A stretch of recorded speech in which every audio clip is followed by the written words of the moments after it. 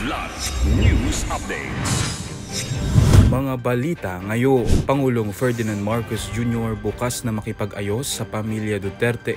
Salpukan ng van at bus sa Antique, isang driver pata. Rehabilitasyon ng EDSA sisimulan sa kalagitnaan ng Hunyo. Ako po si Cesar Soriano para ihatid ang nangungunang mga balita sa buong kapuluan ngayon. Nagpahayag ng pagnanais si Pangulong Ferdinand Marcos Jr. na makipag-ayos sa pamilya Duterte. Sa podcast episode ng Pangulo na inilabas kahapon, tinanong siya kung bukas siyang magkaayos sila ng dating kaalyado sa politika. Ayoko ng gulo. Gusto ko makasundo sa lahat ng tao. Mas maganda, marami na akong kaaway. Hindi ko kailangan ng kaaway. Kailangan ko kaibigan. Dagdag pa nito, ang pagkakaroon ng stable na political environment ay pagkakataon para sa mga opisyal na gampanan ng kanilang trabaho at paunlarin ang buhay ng mga Pilipino. I'm always open to any approach na alika magtulungan tayo. Diba? Kahit hindi tayo magkasundo sa polisiya, hindi tayo magkasundo. Gawin mo yung trabaho pero wag na tayong nanggugulo. Wag na natin, tanggalin natin yung gulo. Nag-ugat ang tensyon sa pagitan ng Pangulo at sa dati nitong Uniteam running mate na si Vice President Sara Duterte dahil sa ilang hindi pagkakaunawaan na umabot pa sa pagbabanta. Ngunit lalong naging matindi ang lamat nang naaresto si dating Pangulong Rodrigo Duterte at itinurn over sa ICC para harapin ang kasong Crimes Against Humanity. Gayon din ang nalalapit na impeachment trial laban sa Vice-Presidente.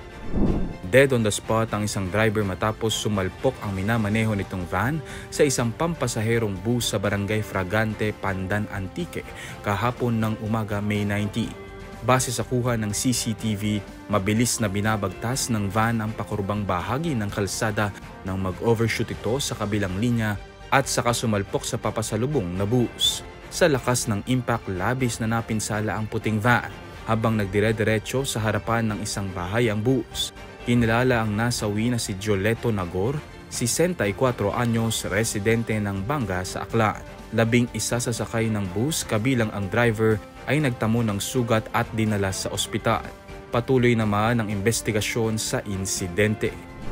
Magsisimula na sa kalagitnaan ng Hunyo ngayong taon ang rehabilitasyon ng EDSA ayon kay Department of Transportation o DOTR Secretary Vince Dizo. Dahil dito asahan ng mas matinding traffic sa kahabaan ng pinakaabalang kalsada sa Maynila.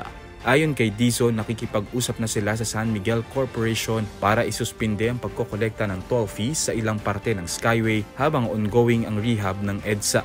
Ayon naman sa Department of Public Works and Highways o DPWH, unang kukumpunihin ang bahagi ng Pasay at Guadalupe at apektado ang parehong northbound at southbound lanes ng EDSA. Posible na ring simula ng repair sa parteng Caloocan.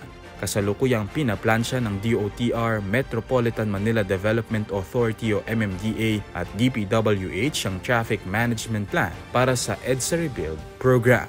Para sa Kidlat News Channel, ako si Renzo Lenon, nag-uula. Ako po si Cesar Soriano, kasama nyo sa bawat pagputo ng balita.